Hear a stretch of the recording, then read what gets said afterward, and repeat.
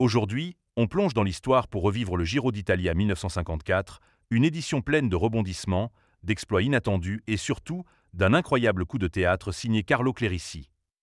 Abonnez-vous et c'est parti pour un voyage dans le temps. Nous sommes en mai 1954. L'Italie se remet de la guerre, le cyclisme est le sport roi, et le Giro d'Italia est l'événement de l'année. Au départ de Palerme, 105 coureurs, dont les plus grands noms de l'époque, Fausto Coppi, déjà légende vivante, et Ugo Koblet, le Suisse élégant. Mais un nom ne fait pas trembler les foules. Il s'agit de Carlo Clerici, modeste équipier suisse, discret, sans palmarès majeur. Personne ne le considère comme un prétendant au maillot rose. Les premières étapes se déroulent sans surprise. Les favoris se marquent, s'observent, économisent leurs forces pour les grandes étapes de montagne.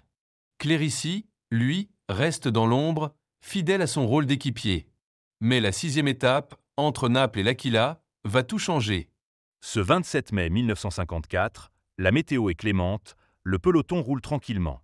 Une échappée de 5 coureurs se forme, parmi eux, Carlo Clerici. Les favoris, persuadés que l'écart sera comblé plus tard, laissent filer. L'échappée prend le large, l'écart grimpe. À l'arrivée, Clerici a plus de 30 minutes d'avance sur Coppi, Koblet et les autres. Il endosse le maillot rose, à la stupéfaction générale. Le peloton pense que Clerici va craquer dans les Alpes. Mais le Suisse, excellent rouleur et grimpeur solide, gère parfaitement son avance. Même dans les étapes mythiques, comme le col du Bernina sous la neige, il résiste aux attaques des favoris. Ugo Koblet, son compatriote, refuse d'attaquer Clerici, il préfère même l'aider à défendre sa position. Certains y voient un pacte tacite entre Suisses, d'autres une simple solidarité nationale.